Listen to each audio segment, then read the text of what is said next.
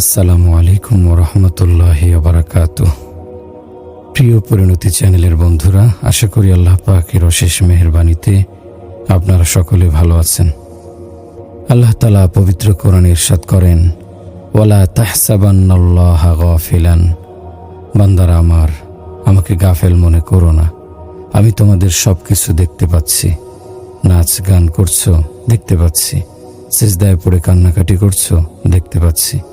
হারাম উপার্জন করছো, দেখতে পাচ্ছি। হালাল উপার্জন করছো, দেখতে পাচ্ছি। মদ ও হারাম পণ্যদ্রব্য বিক্রি করে পয়সার পাহাড় গড়ছো, দেখতে পাচ্ছি।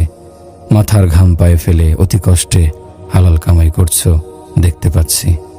লা তাখুযুহু সিনাতু, তিনি ঝিমানো না।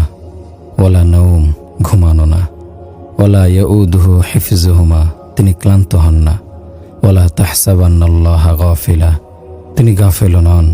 ওমা কানা রাব্বুকা নাসিয়্যা, তিনি ভুলেনও না। ওমা কানাল্লাহু লিইউজিজাহু মিন শাই, পৃথিবীর কোনো শক্তি তাকে পরাস্ত করতে পারবে না। কাউকে ঠাট্টা বিদ্রুপ করা বা তাচ্ছিলের দৃষ্টিতে দেখা আল্লাহ তাআলা একদম পছন্দ করেন না। আপনি তো দূরের কথা, বড় বড় মুহাদ্দিস ফকিহদেরও এ ব্যাপারে ছাড় দেওয়া হয়নি।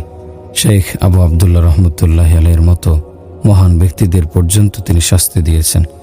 শেখ আবু আবদুল্লাহ 30,000 হাদিসের হাফেজ, লাখ লাখ ওলামায়ে কেরামের শায়েখ, শিবলি জুনাইদের মতো যুগবিখ্যাত বুজুর্গ যার সামনে হাঁটু গেড়ে বসে ইলম অর্জন করেছেন, তিনি নিজেদের কাউকে নয় বরং এক খ্রিস্টানকে তাচ্ছিলের দৃষ্টিতে দেখেছিলেন। আল্লাহর দোহাই দিয়ে বলছি, কোনো খ্রিস্টানকে তাচ্ছিলের দৃষ্টিতে দেখো না।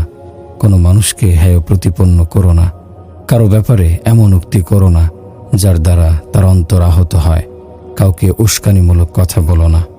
আবু আবদুল্লাহ রহমতুল্লাহি আলাইহি বলেছিলেন, খ্রিস্টানরা আবার কেমন কিতাব, এদের আচার আচরণ বলে তারা মূর্তি পূজা করে।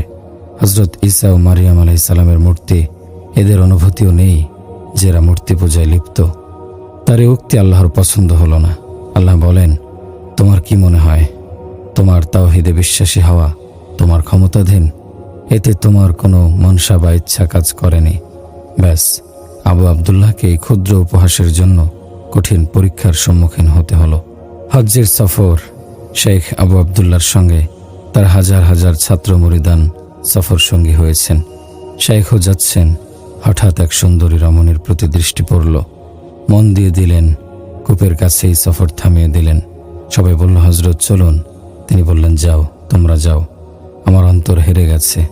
আমি এক সুন্দরীকে মন দিয়ে দিয়েছি। আমি এখানেই থাকব। কাফেলা হজ্জের পরিবর্তে দেশের পথে পা বাড়ালো। সবার চোখে পানি। বাগদাদের প্রদীপ নিভে গেল। হাদিসের মাহফিলগুলো আলোহীন হয়ে গেল। বাগদাদে কান্নার রোল পড়ে গেল। আবু আবদুল্লাহ মুরতাদ হয়ে গেছেন। যুগশ্রেষ্ঠ মুহাদ্দিস, বিখ্যাত মুফাসসির শাইখে কামেল গুমরা হয়ে গেছেন। কোনো মুসলমানকে নয়, একজন খ্রিস্টানকে উপহাস করেছিলেন মাত্র। শাইখ মেয়ের বাড়িতে গিয়ে উপস্থিত, আপনাদের মেয়েটি আমার খুব পছন্দ, তাকে আমি বিয়ে করতে চাই। তারা বলল, খ্রিস্টান হয়ে যাও এবং আমাদের শুকর গলি চড়াও 1 বছর, তারপর বিয়ে হবে। তিনি বললেন, আমি প্রস্তুত আছি। খ্রিস্টানদের পোশাক পরিধান করে শুকর চড়াতে লাগলেন। যে লাঠিতে ভর করে খুতবা দিতে যেতেন, সেই লাঠি দিয়ে আজ শুকর হাঁকাচ্ছেন। হায় নসিব! মায়াবী দৃষ্টি থেকে দূরে থাকুন, বড়ই ভয়ানক হাতিয়ার এটি। ছাত্র আবু বকর শিবলি কৌতূহলী হয়ে শাইখকে দেখতে এলেন। কি করছেন তিনি? প্রায় 1 বছর হয়ে গেল। খোঁজ নিয়ে জানা গেল মাঠে শুকর চড়াচ্ছেন। মাঠে গিয়ে দেখলেন শাইখ একটি পাথরের সঙ্গে টেক লাগিয়ে দাঁড়িয়ে আছেন, সামনে শুকর চড়ছে। তিনি প্রশ্ন করলেন, শাইখ আবু আবদুল্লাহ কেমন আছেন? শাইখ, যেমন দেখছো। শিবলি, আপনি তো হাফিজুল হাদিস ছিলেন, কোনো হাদিস স্মরণ আছে? সব ভুলে গেছি, শুধু একটি হাদিস স্মরণ আছে। কোনটি? মান বাদ্দালা দীনাহু ফাকতুলহু, যে ইসলাম ছেড়ে অন্য কোনো ধর্ম গ্রহণ করে তাকে হত্যা করো। আপনি তো কোরআনের হাফেজও ছিলেন, কোনো আয়াত মনে আছে? কিছুই মনে নেই, শুধু একটি আয়াত মনে পড়ে। কোনটি? ওমাই ইয়াতাবাদ্দালিল কুফরা বিল ঈমানি ফাকাদ দাল্লা সাওয়া আস-সাবিল, যে ঈমান ছেড়ে কুফরকে গ্রহণ করবে সে পথভ্রষ্ট হয়ে বহুদূরে ছিটকে পড়বে। শাইখ, বলুন তো আপনার কি হয়েছে? আর বলো না, এক খ্রিস্টানের প্রতি তাচ্ছিলের দৃষ্টিতে তাকিয়েছিলাম, ব্যাস শাস্তি শুরু হয়ে গেল। মায়াবী দৃষ্টির ফাঁদে পড়ে নিজের সর্বস্ব খোয়ালাম। আবু বকর শিবলি আসমানের দিকে তাকিয়ে কাঁদতে লাগলেন। আরো হাজারো ভক্ত অনুরাগীদের অশ্রুসিক্ত হাজারিতে আকাশ পাতাল কেঁপে উঠল। হায়, কত বড় মুহাদ্দিস, মুফাসসির শাইখ কামেল, তার কি করুণ দশা! হঠাৎ আল্লাহর রহমতের দরিয়ায় জোশ এসে গেল। রহমতের এক ঝাঁক মৃদু হাওয়া আবু আবদুল্লাহকে ছুঁয়ে গেল। অমনি ডুকরে ডুকরে কাঁদতে লাগলেন। এরপর বুক ফাটা কান্না, অনুশোচনার কান্না। এত কাঁদলেন যে নিকটে বিচরণশীল শূকরগুলো পর্যন্ত চিৎকার করতে লাগলো, ও মাওলা আমার ধারণাই ছিল না তুমি আমাকে এত কাছে টেনে আবার এত দূরে ঠেলে দেবে। আমার অপরাধ হয়ে গেছে, আমাকে ক্ষমা করে দিন। আল্লাহ তাআলা বড়ই দয়াবান, তার অশ্রু বিগলিত তাওবা তিনি কবুল করে নিলেন। পুনরায় আবু আবদুল্লাহর সিনা খুলে গেল। তিনি আবার আপন মর্যাদায় ফিরে যাচ্ছেন। সঙ্গে আবু বকর শিবলি। দজলা নদীর পানিতে তিনি গোসল করছেন। নতুনভাবে কালেমায়ে তাওহীদ পড়ে ঈমান আনলেন। উচ্ছ্বসিত কণ্ঠে বললেন, আবু বকর শিবলি, আমি আবার ঈমান ফিরে পেয়েছি, আমার আল্লাহকে ফিরে পেয়েছি। বন্ধুরা, চিন্তা করুন, এত বড় একজন মনীষীকে সামান্য তাচ্ছিল্যের কারণে শাস্তি দেয়া হলো। তাহলে আমাদের কি উপায় হবে? আল্লাহ পানা। নারী হিসেবে হযরত রাবেয়া বসরি রহমতুল্লাহি আলাইহির মধ্যে তেমন কোনো সৌন্দর্যই ছিল না। নারীদের সৌন্দর্য হিসেবে মূল্যায়ন করা হয় তার বংশ, রূপ, সম্পদ ও বংশ রক্ষার যোগ্যতা, প্রজনন ক্ষমতা। হযরত রাবেয়া বসরির মধ্যে এসবের একটিও বিদ্যমান ছিল না। বংশীয়ভাবে ছিলেন দাসী, রূপগুণও ছিল না। কৃষ্ণাঙ্গী রমণী ছিলেন, সম্পদ তো ছিলই না। দাসীর আবার সম্পদ হবে কোত্থেকে? আর প্রজনন ক্ষমতায়ও ছিলেন ব্যর্থ। আমি আজ 1300 বছর পর এই মজলিসে তার নাম জিন্দা করছি। 1000 বছর পরও রাবেয়া বসরির আলোচনা কেন পুনর্জীবিত হচ্ছে? নারীত্বের কোনো সৌন্দর্যই তো তার মধ্যে ছিল না। এরপরও কেন তার নাম আজও জিন্দা আছে? তার সমকালীন কত আলিশান প্রাসাদের বেগমদের কথা, বড় বড় ধনবতী সুন্দরীদের কথা তো কেউ স্মরণ করছে না। হীরা, জওহর, মণিমুক্তা খচিত মূল্যবান পোশাক পরিধানকারী শাহজাদি, স্বর্ণরূপার অলঙ্কারে সুসজ্জিত রমণীদের কথা তো আজ কেউ আলোচনা করে না। বনু উমাইয়ার শাসনামল তাদের হেরেমে দুনিয়ার সবচেয়ে সুন্দরী ললনাদের একত্রিত করা হয়েছিল। তাদের নাম নেয়ার মতো আজ কেউ নেই। সবাই শুধু রাবেয়া রাবেয়া করছে। দাসী, কালো, দরিদ্র রাবেয়ার কথাই সবাই বলে। তিনি বন্ধ্যা ছিলেন। রাতে গোসল করে কাপড় পরিবর্তন করে স্বামীকে জিজ্ঞাসা করতেন, আমাকে আপনার কোনো প্রয়োজন আছে? স্বামী যদি উত্তর দিত না, তিনি বলতেন, তাহলে আমাকে অনুমতি দিন। স্বামী বলতেন, যাও, পরিপূর্ণ অনুমতি দিলাম। এরপর নামাজের মুসল্লায় রাবেয়া একাকার হয়ে রাত কাটিয়ে দিতেন। হযরত রাবেয়া বসরি রহমতুল্লাহি আলাইহির স্বামী যৌবনকালে ইন্তেকাল করেন। শুনে হযরত হাসান বসরি রহমতুল্লাহি আলাইহি নিজেই তার বাড়িতে গিয়ে বিয়ের প্রস্তাব পেশ করেন। যিনি সে যুগের শ্রেষ্ঠ ফকিহ, মুহাদ্দিস, ওলিয়ে কামেল ছিলেন, যাকে কন্যাদানের জন্য বড় বড় ব্যক্তিত্বরা পিছু পিছু ঘোরেন। হযরত, দয়া করে আমার কন্যাকে বিবাহ করুন। সেই হাসান বসরি রহমতুল্লাহি আলাইহি নিজেই পায়ে হেঁটে বাড়ি গিয়ে প্রস্তাব করছেন, আমি আপনাকে বিয়ে করতে চাই। পর্দার আড়ালে আলাপ চলছিল, রাবেয়া, আমার 4টি প্রশ্নের উত্তর দিন, বিয়ে হয়ে যাবে। হাসান, বলুন, কি প্রশ্ন? বলুন তো, আমি কি জান্নাতি না জাহান্নামী? হাসান নীরব, কোনো উত্তর দিলেন না।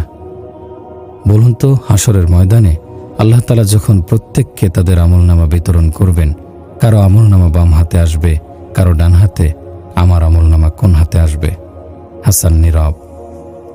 যখন সবার আমলগুলো মিজানে ওজন করা হবে, কারো পাল্লা ভারী হবে, কারো হালকা, বলুন তো, আমার নেকির পাল্লা ভারী হবে না বদির পাল্লা?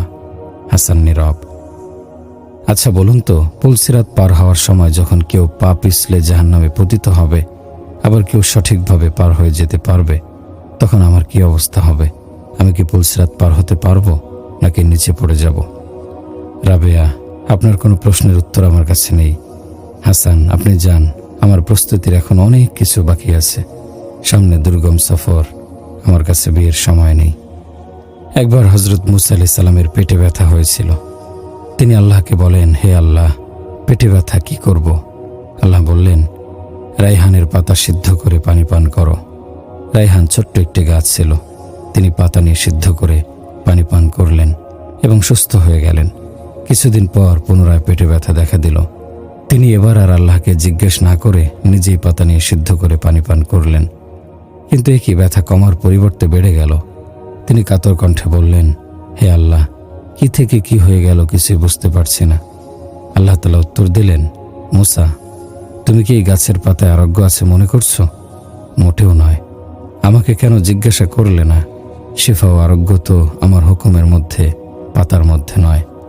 ওয়াইজা মারিদিতু ফাহুয়া ইয়াশফিন। তোমার রব, তোমার পালনকর্তাই শিফা দানকারী, তিনিই প্রকৃত মালিক।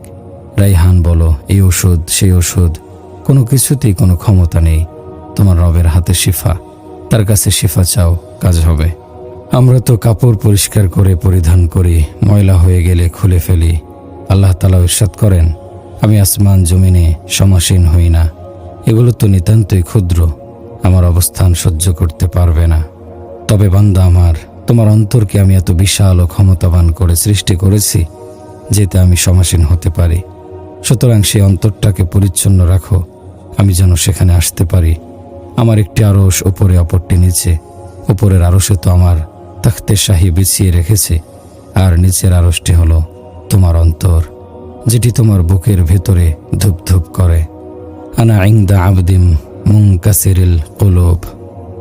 এ অন্তর যতই ভাঙবে, যতই দলিত মথিত হবে, মনের খায়েশাত থেকে যতই পরিচ্ছন্ন হয়, ততই আমার প্রিয় হয়ে যায়। সেখানে তত বেশি আসা যাওয়া করি। এরপর একটা সময় আসে, কুনতু সামউহুল্লাতী ইয়াসমাউ বিহা। আমি তার কান হয়ে যাই, যা দিয়ে সে শোনে। অবসরুহুল্লাযী ইয়াবসুরু বিহা। আমি তার চোখ হয়ে যাই, যা দিয়ে সে দেখে। ওয়াদুহুল্লাতী ইয়াবতিশু বিহা। আমি তার হাত হয়ে যাই, যা দিয়ে সে ধরে। ওয়ারিজুলুহুল্লাতী ইয়ামশি বিহা। আমি তার পা হয়ে যাই, যা দিয়ে সে চলে। আমি তার মন মস্তিষ্কে, রক্ত স্নায়ুতে, চামড়া ও পশমের ভেতরে, হাড্ডি ও গোশতের মধ্যে, তার দেহের রন্ধ্রে রন্ধ্রে আমার মহব্বত ও ভালোবাসার জোয়ার উঠিয়ে দেই। তার হৃদয়কে নূর দিয়ে আলোকিত করে দেই। তার জীবনের ভেতর বাহিরকে এমন চিত্তাকর্ষক বানিয়ে দেই যে তার পাশে যেই বসে সে আল্লাহ তাআলার মহব্বতের উষ্ণতা অনুভব করে। যার অন্তরে আল্লাহ এসে যায়, তার সমকক্ষ আর কে হতে পারে? আল্লাহর শান যেমন তুলনাহীন, আল্লাহওয়ালা হৃদয়বানদের শানও উপমাহীন। হযরত জুবাইর ইবনে মুতঈম রাদিয়াল্লাহু আনহু তার ইসলাম গ্রহণের পূর্বের কথা বলেন, আমি মদিনায় পৌঁছি, মসজিদে নববীতে প্রবেশ করে দেখি হযরত রাসূল করিম সাল্লাল্লাহু আলাইহি সাল্লাম এই আয়াত তেলাওয়াত করছেন। তখন মাগরিবের নামাজ হচ্ছিল। আম খুলিকু মিন গায়রি শাইইন আম হুমুল খালিকুন আম খালাকুস সামাওয়াতি ওয়াল আরদা বাল লা ইউকিনুন আম ইনদাহুম খাযাইনু রাব্বিকা আম হুমুল মুসাইতিরুন। তারা কি কারো হস্তক্ষেপ ছাড়া আপনা আপনি সৃষ্টি হয়ে গেছে, নাকি তারা নিজেরাই নিজেদের সৃষ্টি করেছে? নাকি আকাশমণ্ডলীয় পৃথিবী তারা সৃষ্টি করেছে? না, বরং আসল কথা হলো তারা অবিশ্বাসী, নাকি আপনার রবের সব ভাণ্ডার তাদের কাছে, নাকি তারা এগুলো নিয়ন্ত্রণ করছে? হযরত জুবাইর রাদিয়াল্লাহু আনহু বলেন, আয়াতের কথাগুলো এতই শক্তিশালী ছিল, মনে হচ্ছিল এখনই আমার অন্তর টুকরো টুকরো হয়ে যাবে। আমি মন্ত্রমুগ্ধের মতো সেখানেই কালেমা পড়ে ঈমান নিয়ে এলাম। কোরআন আমাকে পরাস্ত করে দিয়েছে। আমি হাঁটু গেড়ে পরাজয় স্বীকার করে নিলাম। উমাইয়া বিন আবু সালথ নামক একজন আরব কবি ছিলেন। রাসূলুল্লাহ সাল্লাল্লাহু আলাইহি সাল্লাম তার কবিতা খুব পছন্দ করতেন। আহা, আল্লাহর রাসূল বলতেন, আমানা লিসানুহু ওয়া কাফারা কলবুহু। তার মুখ ঈমান এনেছে, কিন্তু অন্তর এখনো কাফের রয়ে গেছে। একদিন মক্কায় সে প্রকাশ্যে চ্যালেঞ্জ ছুড়ে দিয়ে বলল, হে মুহাম্মদ, কি শুরু করেছো তুমি? নবুয়তের দাবি করছো? এসো আমার সঙ্গে মোকাবেলা করো। তুমিও কবিতা বলবে, আমিও বলবো, দেখি কার কবিতায় বেশি শক্তি। এসো, এর জন্য হারাম শরীফে উপযুক্ত স্থান। কথা মতো সবাই হারাম শরীফে উপস্থিত হলো। এক পক্ষে নবীজির সঙ্গে বিলাল ও ইবনে মাসউদ, অপর পক্ষে কবি উমাইয়ার সঙ্গে শত শত কুরাইশ। এরপর সর্বপ্রথম সেই তার কাব্যের যত চমক ছিল দেখালো। বাহ বাহ, মারহাবা মারহাবা ধ্বনিতে আশপাশ মুখরিত হয়ে উঠল। এবার রাসূলুল্লাহ সাল্লাল্লাহু আলাইহি সাল্লাম শুরু করলেন, বললেন, এবার আমারটাও শোনো। বিসমিল্লাহির রহমানির রহিম, ইয়াসিন ওয়াল কুরআনিল হাকিম ইন্নাকা লামিনাল মুরসালিন আলা সিরাতিম মুস্তাকিম তানজিলাল আজিজির রহিম লিতুনজিরা কওমান মা উনজিরা আবাউহুম ফাহুম গাফিলুন। সঙ্গে সঙ্গে বলাবলি শুরু হলো, চলো চলো, এই কালেমা শোনা যাবে না, মুহাম্মদ জাদুকর, তার কথা শুনলে বশীভূত হয়ে যাবে। ব্যাস, 2-4 জন ছাড়া সবাই হইচই করতে করতে চলে গেল। কারো ভাগ্যে হেদায়েত জুটল না, সবাই বঞ্চিত হলো। ইরানে একজন বিখ্যাত আলেম ও সাহিত্যিক ছিলেন। খ্রিস্টানদের পক্ষ হতে তাকে বিপুল পরিমাণ অর্থের বিনিময়ে একটি প্রস্তাব দেয়া হয় যে তুমি কোরআনের মোকাবেলায় একটি কিতাব রচনা করো। সে প্রস্তাবে রাজি হয়ে শর্ত লাগালো যে আগে তোমরা 1 বছরের খোরাকের জন্য একটা মোটা অঙ্ক আমার পরিবারের নিকট পৌঁছে দাও, তারপর আমি লিখব। তারা তার শর্ত পূরণ করে তার বাড়িতে মোটা অঙ্কের অর্থ পাঠিয়ে দেয়। তাকে নিরিবিলি কাজ করার জন্য একটি বাড়ি, প্রয়োজনীয় কিতাবাদি বইপত্র এবং পর্যাপ্ত সংখ্যক সেবক ও কর্মচারী দেয়া হয়। 6 মাস অতিক্রম করার পর তাকে জিজ্ঞাসা করা হলে সে উত্তর দেয়, 1 লাইনও লিখতে পারিনি। সুবহানাল্লাহ। যখন সূরা কাউসার অবতীর্ণ হয় তখন আরবের একজন বিখ্যাত কবি দ্ব্যর্থহীন ভাষায় স্বীকার করে নেয় যে মা হাযা কাউলুল বাশার, এটি কোনো মানবরচিত কালাম হতে পারে না। এমন আজিমুশান মহাগ্রন্থ আল কোরআন আল্লাহ তাআলা আমাদের জন্য অবতীর্ণ করেছেন, আর আমরা সেই মহারত্নকে ঘরের আলমারিতে কিংবা তাকেই সাজিয়ে রাখছি। আর জীবনের মূল্যবান দিনগুলো পার হয়ে যাচ্ছে কোরআনের আদর্শ ও বিধিবিধান বঞ্চিত জীবন পদ্ধতিতে। একটি আয়াত, ফাসদা বিমা তু'মারু ওয়া আ'রিদ আনিল মুশরিকিন ইন্না কাফাইনাকাল মুস্তাহজিইন। আয়াতটি শুনে এক আরব বেদুইন সিজদায় লুটিয়ে পড়ে। তাকে প্রশ্ন করা হলো, কাকে সিজদা করছো? সে উত্তর দিল, এই কালামকে সিজদা করছি, কি সুন্দর এই কালাম। দেখুন, মুসলমান নয়, তবুও কোরআনের শব্দমালার প্রভাবে সে সিজদায় লুটিয়ে পড়ছে। আমাদের বড়ই দুর্ভাগ্য যে আমরা কোরআনের সুর ছন্দ বুঝি না। কি মুগ্ধকর আকর্ষণ সেই কালামে, প্রথম শ্রবণেই হৃদয়কে খান খান করে দেয়। হযরত ইব্রাহিম আলাইহিস সালামের বাড়িতে এক কাফের অবিশ্বাসী মেহমান হয়েছিল। দস্তরখানে বসে তিনি দেখলেন মেহমান বিসমিল্লাহ বলা ছাড়াই খানা শুরু করে দিয়েছে। তিনি খোঁজ নিয়ে জানলেন সে কাফের। বললেন, যাও, এখন থেকে কোনো অবিশ্বাসী কাফেরকে আমি খানা খাওয়াবো না। লোকটি উঠে চলে গেল।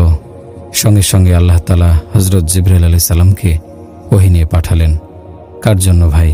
একজন কাফেরের জন্য। কারণ সে কাফের হলেও আল্লাহর একজন বান্দা ও মাখলুকত ছিল। ওহী এলো, হে ইব্রাহিম, সে তো আমার অপরাধী, তাকে কেন আপনি সাজা দিতে গেলেন?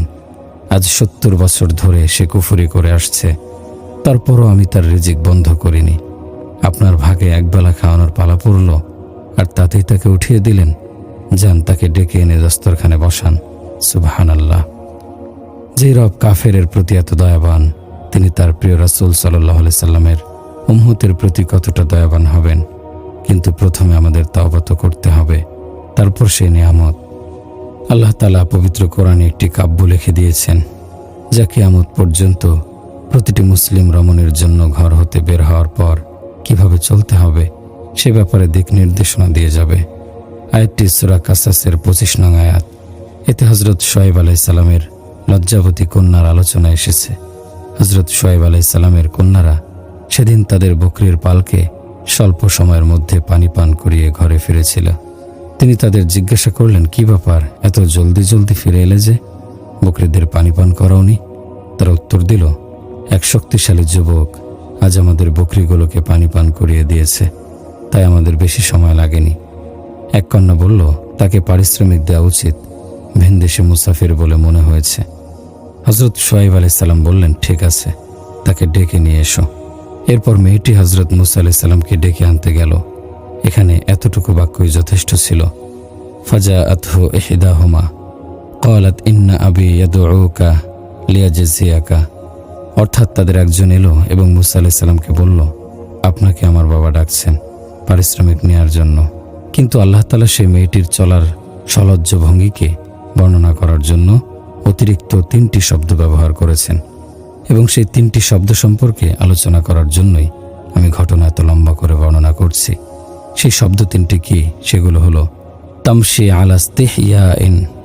পুরো বাক্যটি হলো, ফাজাআতহু ইহদাহুমা তামশি আলা ইস্তিহইয়াইন। আল্লাহ তাআলার ভাষায়, এরপর তাদের একজন এলো লজ্জাবনত হয়ে। সেই লজ্জাবতী মেয়েটির চলার ভঙ্গি আল্লাহ তাআলা এতই পছন্দ করলেন যে তাকে কোরআনের অংশ বানিয়ে দিলেন। যতদিন আসমান থাকবে, জমিন থাকবে, কিয়ামত না হবে, ততদিন তার আলোচনা কোটি মুমিন মুসলমান করতে থাকবে।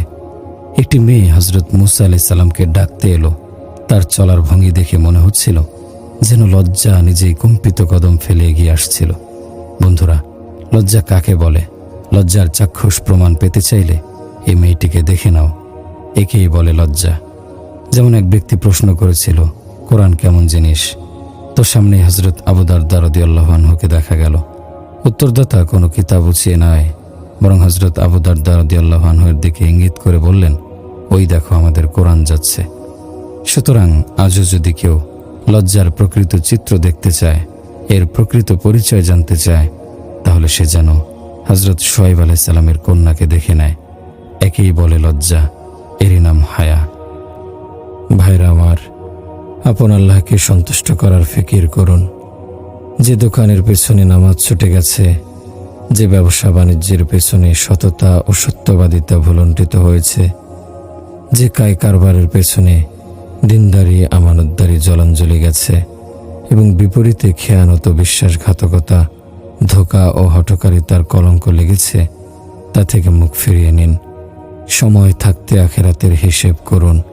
কিয়ামতের দিন খেয়ানতকারী বিশ্বাসঘাতকদের উদ্দেশ্যে আল্লাহ তাআলা বলবেন, যাও, যে সব আমানতের খেয়ানত করেছিলে এবং অন্যের যে সম্পদ আত্মসাৎ করেছিলে সেগুলো নিয়ে এসো। সে বলবে, হে আল্লাহ, কিভাবে আনবো? সেগুলো তো দুনিয়াতে রয়ে গেছে। আল্লাহ বলবেন, যাও, জাহান্নামে আছে, নিয়ে এসো। এখন সে জাহান্নামে কিভাবে যাবে? চলতে চলতে জাহান্নামের সবচেয়ে ভয়ানক অংশ হাবিয়াতে নিয়ে যাবে, যেখানে মুনাফিকদের শাস্তি দেয়া হবে। ঈমান থাকা সত্ত্বেও খেয়ানত বিশ্বাসঘাতকতা যারা করবে, তাদেরকে মুনাফিক বেঈমানদারদের জন্য প্রস্তুত হাবিয়ার আগুনে জ্বালানো হবে, যা জাহান্নামের স্তরসমূহের মধ্যে সর্বনিম্ন স্তর হবে। সেখানে পৌঁছার পর দেখবে দুনিয়ার যে সব সম্পদ অন্যায়ভাবে আত্মসাৎ করেছিল সেগুলো সেখানে পড়ে আছে। দেখে বলবে, আচ্ছা, এখানে পড়ে আছে, চলো তাড়াতাড়ি উঠিয়ে আল্লাহর কাছে নিয়ে যাই। গাঁটটি বেঁধে কাঁধে তোলে জাহান্নামের তলদেশ থেকে একস্তর একস্তর করে উপরে উঠতে থাকবে। যখন জাহান্নামের শেষ প্রান্তে এসে পৌঁছবে, এখন শুধু বের হওয়া বাকি থাকবে। ঠিক এমন সময় কাঁধের বোঝাটি হাত ফসকে সোজা জাহান্নামের সর্বনিম্ন স্তর হাবিয়ায় গিয়ে আছড়ে পড়বে। ফেরেশতারা তাকে পুনরায় বোঝাটি আনার জন্য বাধ্য করবে। মেরে মেরে বলবে, যাও, নিয়ে এসো সেটি। এবার সেখানে যাওয়ার পর আর কখনো সে বের হতে পারবে না, তবে আল্লাহ যখন চাইবে তখন পারবে। সুতরাং ভাইরা আমার, এই অবৈধ উপার্জন হতে তওবা করা উচিত। প্রত্যেক এমন কাজ পরিহার করা উচিত যা আমাকে জাহান্নামে নিয়ে যাবে। আল্লাহ তাআলা কারো ভাগ্যেই হারাম রিজিক লেখেননি। সুদ, ঘুষ, জিনা, ব্যভিচার, চুরি, লুণ্ঠন ইত্যাদি হারাম ও অবৈধ পন্থায় রিজিক কারো ভাগ্যেই লেখেননি। তিনি হালালও সৃষ্টি করেছেন, হারামও সৃষ্টি করেছেন। আবার তিনি আদেশ দিয়েছেন, হালাল গ্রহণ করো, হারাম বর্জন করো। সুতরাং বান্দা যে হারাম পন্থায় উপার্জন করে তা তার ব্যক্তিগত সিদ্ধান্তে, আল্লাহর ইচ্ছায় নয়। বেসবর ধৈর্যহীন হয়েই বান্দা এসব করে। যদি বান্দা কষ্টের সময় ধৈর্য ধারণ করে, আল্লাহর ওপর তাওয়াক্কুল করে এবং হালাল পন্থায় উপার্জনের চেষ্টা চালিয়ে যায়, তাহলে আল্লাহ তাআলা তাকে অবশ্যই হারাম থেকে বাঁচিয়ে রাখবেন। বন্ধুরা আমার, এই দুনিয়ায় হুকুমত ও বাদশাহী একমাত্র আল্লাহর। এখানে শুধু তাই ঘটবে যা তিনি চাইবেন। প্রয়োজনে সৃষ্টির নিয়ম ভেঙে, প্রথা ভেঙে, যখন ইব্রাহিম আলাইহিস সালামের বিরুদ্ধে নমরুদ তার সমস্ত শক্তি একত্রিত করেছিল, তাকে অগ্নিকুণ্ডে নিক্ষেপ করার জন্য শুকনো কাঠের গুঁড়ি জমা করা হলো। একেবারে বিশাল স্তূপ করে আগুনকে খুব প্রজ্বলিত করা হলো। এমন ভয়াবহ অগ্নিকুণ্ড ছিল সেটি যে উপর দিয়ে উড়ন্ত পাখি পর্যন্ত তার তাপদাহে ঝলসে গিয়ে নিচে পড়ত। সব প্রস্তুতি সম্পন্ন হলো, নিক্ষেপের পালা। কিন্তু আগুনের কাছে কে যাবে?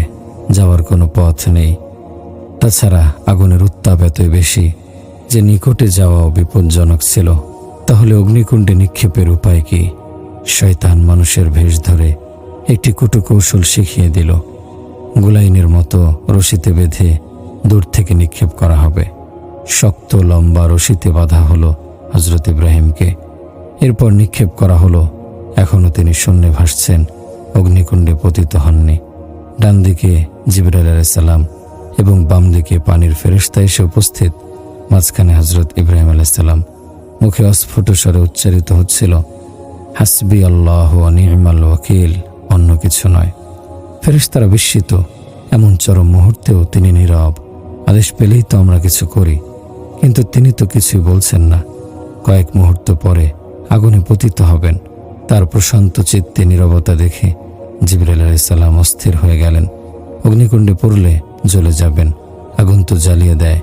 উৎকণ্ঠিত স্বরে বললেন, হে ইব্রাহিম খলিলুল্লাহ, আদেশ করুন, আমি আপনার সাহায্যের জন্য প্রস্তুত। হযরত ইব্রাহিম আলাইহিস সালাম এক ঐতিহাসিক উত্তর দিলেন, হে জিবরাইল, আম্মা ইলাইকা, যদি বলো তোমার সাহায্যের প্রয়োজন আছে কি, ফালা, তাহলে না। ও আম্মা ইলাল্লাহ, আর যদি বলো আল্লাহর সাহায্যের প্রয়োজন, ফানাআম, অবশ্যই আমি আল্লাহর সাহায্যের মুখাপেক্ষী। আমার অবস্থা তিনি পর্যবেক্ষণ করছেন, আমার নিরাপত্তার ব্যবস্থা তিনি করবেন। সুবহানাল্লাহ। যখন তিনি জিবরাইল আলাইহিস সালাম থেকে মুখ ফিরিয়ে নিলেন, পানির ফেরেশতা থেকেও বিমুখ হলেন, তখন আল্লাহ তাআলার রহমতের দরিয়ায় জোশ এলো। তিনি দুনিয়ার নিয়মকানুন ভেঙে দিলেন, সরাসরি আগুনকে নির্দেশ দিলেন, ইয়া নারু কুনি বারদাও ওয়া সালামান আলা ইব্রাহিম, হে আগুন শীতল হয়ে যাও, ইব্রাহিমের জন্য আরামদায়ক হয়ে যাও। বন্ধুরা আমার, আল্লাহ তাআলা হযরত ইব্রাহিমের তাওয়াক্কুল ও আল্লাহ নির্ভরতা দেখে আগুনকে তার উপর নিয়ন্ত্রিত করে দিলেন। অগ্নিকুণ্ডকে পরিণত করলেন ফুলসজ্জায়। আগুন তাকে এমনভাবে কোলে তুলে নিল, যেমন করে এক মা তার সন্তানকে কোলে তুলে নেয়। জ্বলন্ত কয়লার টুকরোগুলো তার জন্য হিমশীতল করে দেয়া হলো। হযরত ইব্রাহিম আলাইহিস সালামের অবিশ্বাসী পিতা আজর এই বিস্ময়কর দৃশ্য দেখে নিজের অজান্তে বলেই ফেলল, নি'মার রব্বু রব্বুকা ইয়া ইব্রাহিম। ইব্রাহিম, কি বলবো তোমার রবের কথা, সত্যি অসাধারণ তোমার রব, সত্যি বিস্ময়কর। হযরত উকবা ইবনে নাফে রাদিয়াল্লাহু আনহু যখন তিউনিস পৌঁছলেন, তখন কাহরাওয়ান নামে একটি শহরে তারা ছাউনি ফেললেন। এখনও সেটি আছে। পূর্বে এটি একটি গহীন জঙ্গল ছিল, প্রায় 11 কিলোমিটার দীর্ঘ। তো হযরত উকবার সৈন্যবাহিনীতে 19 জন সাহাবী ছিলেন। তিনি তাদের সঙ্গে নিয়ে জঙ্গলের এক প্রান্তে উঁচু একটি টিলায় উঠে উচ্চস্বরে ঘোষণা করলেন, হে জঙ্গলের জীবজন্তুরা, আমরা আল্লাহ ও তার রাসূলের গোলাম। এখানে ছাউনি ফেলব। আগামী 3 দিনের মধ্যে তোমরা জঙ্গল খালি করে দাও। এরপর আমরা যাকে পাবো হত্যা করব। ঘটনাটি শুধু মুসলমান ঐতিহাসিকরাই লেখেননি, বরং খ্রিস্টান ঐতিহাসিকরাও অত্যন্ত বিস্ময় প্রকাশ করে ঘটনাটি বর্ণনা করেছেন। তারাও স্বীকার করেছেন যে মুসলমানদের এই ঘোষণা শোনার পর সমস্ত জঙ্গলের জীবজন্তুগুলো তাদের বাচ্চাগুলো মুখে তুলে সারিবদ্ধভাবে জঙ্গল ত্যাগ করে। 3 দিনের মধ্যে পুরো জঙ্গল জন্তুশূন্য হয়ে যায়।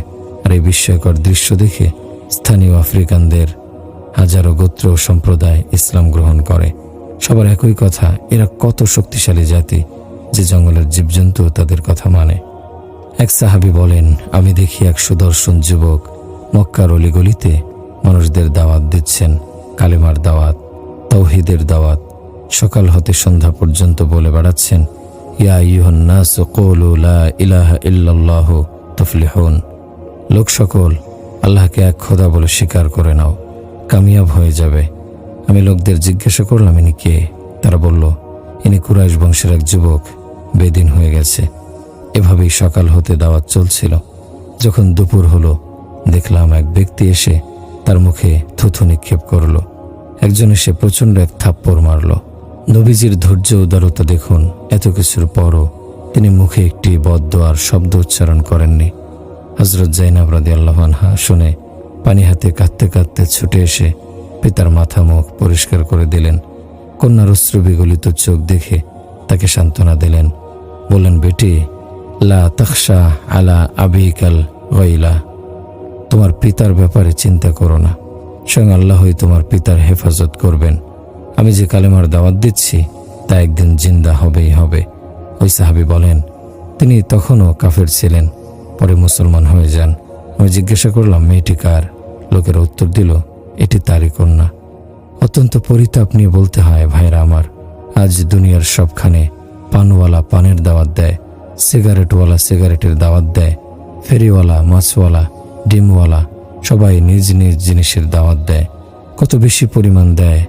আর আপনারা মুহাম্মদ সাল্লাল্লাহু আলাইহি সাল্লামের উম্মত হয়ে, কালেমাওয়ালা হয়ে কালেমার দাওয়াত না দিলে এ দাওয়াত আর কে দেবে? আসুন কালেমার দাওয়াত নিয়ে, নামাজের দাওয়াত নিয়ে, সৎ কাজের আদেশ ও অসৎ কাজের নিষেধের জন্য আমরা মানুষের কাছে ছুটে যাই। এ কাজ আমাদের নবীজির কাজ, এ কাজ আমার আপনার সবার কাজ। কাচের গ্লাস যদি ভেঙে যায় তখন খুব আফসোস লাগে।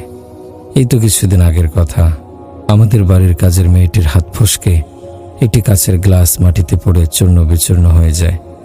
আমার স্ত্রী বিরক্ত হয়ে বললেন, এইমাত্র আনলাম বাজার থেকে, এখনই ভেঙে গেল। এই তো হলো আমাদের ঘরের অবস্থা। সাধারণ একটি কাচের গ্লাস ভেঙে গেলে গৃহিণীর মনে কষ্ট লাগে, সে ব্যথিত হয়। এই যে সামনে ব্যবসায়ী ভাইয়েরা বসে বসে বয়ান শুনছেন, এদের যদি কোথাও 1 লাখ টাকার ক্ষতি হয়ে যায় তখন এদের আর অবস্থা ঠিক থাকে না। শরীরের রন্ধ্রে রন্ধ্রে ক্রোধের আগুন জ্বলজ্বল করতে থাকে। একে মারে, ওকে ধমকায়, একরকম আধা পাগল অবস্থা। কিন্তু একবার কি ভেবে দেখেছেন, আমরা প্রতি মুহূর্ত আল্লাহর কত আদেশ নিষেধ কাচের মতো ভেঙে চুরমার করছি। যখন একজন নারী বেপর্দা হয়ে বাজারের দিকে যাত্রা করে তখন সে এক সফরে আল্লাহর শত শত হুকুম ভঙ্গ করে। যখন একজন ব্যবসায়ী অবৈধ লেনদেন করে তখন সেই এক লেনদেনে শত শত শরীর বিধান চুরমার হয়ে যায়। বন্ধুরা, কাচের গ্লাস ভেঙে যাওয়ার বেদনা তো ঠিক পাওয়া যাচ্ছে, কিন্তু আল্লাহর বিধিবিধান ভঙ্গ করার বেদনা যেন হারিয়েই গেছে। না এর কোনো উপলব্ধি আছে, না এর জন্য অনুশোচনা। আখিরাতের ভয়াবহ পরিণতি হতে মুক্তি তো শুধু আমলের বিনিময়ে হবে। সেখানে না বিষয় সম্পদ দেখা হবে, না চেহারা সুরত, না বংশ গৌরব। হযরত মুহাম্মদ সাল্লাল্লাহু আলাইহি সাল্লাম একটি জীবন আদর্শের প্রতি আমাদের আহ্বান করেছেন। তাতে লাব্বাইক বলা, সেই আদর্শ অনুযায়ী জীবনকে ঢেলে সাজানোই এই মেহনতের মূল লক্ষ্য। মুসলিম শরীফে একটি বর্ণনা আছে, এক ব্যক্তি কোথাও যাচ্ছিল, হঠাৎ মেঘের ভেতর থেকে একটি শব্দ বেরিয়ে এলো, যাও অমুকের বাগানে পানি দাও। লোকটি কৌতূহলী হয়ে মেঘখণ্ডের সঙ্গে সঙ্গে চলতে লাগলো। মেঘখণ্ড একটি পাহাড়ি টিলায় গিয়ে বর্ষিত হলো। পাহাড়ের গা বেয়ে পানিগুলো একটি নালায় জমা হয়ে নিচে নামতে লাগলো। টিলার নিচে এক ব্যক্তি বেলচা নিয়ে অপেক্ষা করছিল। পানি আসতেই সে স্রোতের মুখ তার বাগানের দিকে করে দিল। অল্প সময়ের মধ্যে তার বাগান পানিতে ভেসে গেল। লোকটি বাগানের মালিককে জিজ্ঞাসা করল, তোমার নাম কি? উত্তরে সে ওই নামটি বলল যা সে মেঘের মধ্য থেকে বেরিয়ে আসা শব্দের মধ্যে শুনেছিল। সে বলল, আমি তো এই নামটি শুনেছি, মেঘের ভেতর থেকে শব্দ এসেছিল, যাও অমুকের বাগানে পানি দাও। দয়া করে আমাকে বলো, তোমার কোন আমলের কারণে এই গায়েবী সাহায্য এলো? বাগানের মালিক বলল, যদি এই ঘটনা সম্পর্কে তুমি অবহিত না হতে তাহলে এর রহস্য কিছুতেই বলতাম না। মূলত এর কারণ হলো, আল্লাহ তাআলা আমাকে এই বাগানটি দান করেছেন। যখন এর ফসল উঠে আসে আমি তখন তা 3 ভাগে ভাগ করে ফেলি। 1 ভাগ ফকির মিসকিনকে দেই, 1 ভাগ পরিবার পরিজনের জন্য রেখে দেই, আর 1 ভাগ বাগানের উন্নয়নের কাজে ব্যয় করি। উল্লেখিত হাদিসের শিক্ষা হলো, চাষাবাদী জমিনের উৎপাদিত ফসলের 1/3 ফসলের উন্নয়নে ব্যয় করতে হবে, তারপরে আদায় হবে ফসলের হক। পুরো ফসলে যেমন ভোগ করা উচিত নয়, তেমনি পুরোটা সাদগা করা উচিত নয়। ইয়া বানি আদম খলাকতুস সামাওয়াতি ওয়াল আরদ, হে আদম সন্তান, আমি 7 আসমানকে হাওয়ায় ভাসিয়ে রেখেছি, 7 জমিনকে বিছিয়ে দিয়েছি। লাম আতআবু বিখালকিহিন্না, আমি সব সৃষ্টি করে ক্লান্ত হয়ে যাইনি। লা তাখুযুহু সিনাতুন ওয়ালা নাওম, তিনি ঘুমানো না তন্দ্রাচ্ছন্ন হন না। ওয়ালা ইয়াউদুহু হিফযুহুমা, সারা দুনিয়ার শৃঙ্খলা বিধানে তিনি পরিশ্রান্ত হন না। তিনি বিছানায় পিঠ লাগান না, পাশও ফেরান না, হাইও তোলেন না, আর মোড়ও ভাঙেন না। তিনি বিশ্রামও নেন না, দরবারও ত্যাগ করেন না। তার কোনো রেস্ট হাউস নেই, নেই বিশ্রামাগার যে চলো আল্লাহ একটু বিশ্রাম গ্রহণ করছেন, কিছুক্ষণ পর পরবর্তী মামলার শুনানি করবেন। বরং তিনি সদা আছেন, সদা থাকবেন, সর্বময় ছড়ানো ছিটানো তার করুণা। তিনি বলেন, কাফা বিল্লাহি ওয়াকিলা, কাফা বিল্লাহি শাহিদা, কাফা বিল্লাহি আলিমা, কাফা বিল্লাহি ওয়ালিয়া, কাফা বিল্লাহি নাসিরা, কাফা বিরব্বিকা হাদিয়া ওয়া নাসিরা। তোমার রবই তত্ত্বাবধায়ক, তিনি যথেষ্ট, তিনি সদা হাজির সদা নাজির, তিনি রকিব ও রক্ষাকারীও সর্বজ্ঞ, সাক্ষীও, তিনি সবকিছু প্রত্যক্ষ করেন, সবাইকে হেদায়েত দান করেন। তিনি হাদি, তিনি শাফি, তার ক্ষমতা সীমাহীন, তার মমতা তুলনাহীন। এরপর কত দরদি ভাষায় আল্লাহ বলেন, আলাইসাল্লাহু বিকাফিন আবদা। এত কিছুর পরও কি বিশ্বাস হয় না যে আল্লাহই তোমাদের জন্য যথেষ্ট? তারপর আর কারো সাহায্যের প্রয়োজন নেই। ভাইরা আমার, সব কাজে আল্লাহকে সঙ্গে রাখার সাধনা করতে হবে। আল্লাহকে সঙ্গে নেওয়া ব্যতীত কোনো সমস্যারই সমাধান হবে না। তিনি যদি সহায় হন তবে রহমতের বারিধারা বর্ষাতে থাকবে। লাফাতাহনা আলাইহিম বারাকাতিম মিনাস সামাই ওয়াল আরদ। আকাশ থেকে বরকত নামবে, ফসলের মাঠে সোনা ফলবে। যখন জীবনে তাওয়াফ ও খোদাভীতি এসে যাবে, তখন আল্লাহ রাজি হয়ে যাবেন, সব গুনাহ মাফ হয়ে যাবে। বহুদিন পর একটি হাদিসের কিছু অংশ মনে পড়ছে। সেখানে আছে, ইয়াকুলুল বালা ও কুল্লা ইয়াউমিন ইলা আইনা তাওয়াজ্জাহ। দুনিয়ার বিপদ আপদ প্রতিদিন প্রত্যুষায় আল্লাহকে জিজ্ঞাসা করে, হে আল্লাহ, আজ কোথায় যাব? আল্লাহ তাআলা বলেন, ইলা আহিব্বাই ওয়া উলি তাআতি। যাও আমার অনুগত বান্দাদের নিকট এবং প্রিয় বন্ধুদের নিকট যাও, তাদের ঘরে চলে যাও। বিপদ আপদ পাল্টা প্রশ্ন করে, কেন আল্লাহ? তারা তো আপনার প্রিয়, তাদেরকে কেন কষ্ট দেবেন? উত্তরে আল্লাহ বলেন, আবুলু বিকা আহওয়ালাহুম। আমি পরীক্ষা করব হক বাতিলের যুদ্ধে তারা কাঁচা না পাকা। আবুলু বিকা সবরহম, তাদের ধৈর্যের পরীক্ষা নেব। আম হাইসুবিকা সবরহম, তোমার দ্বারা তাদেরকে সামান্য কষ্ট দিয়ে কলঙ্ক মুক্ত করব, তাদের সব পাপ ক্ষমা করে দেব।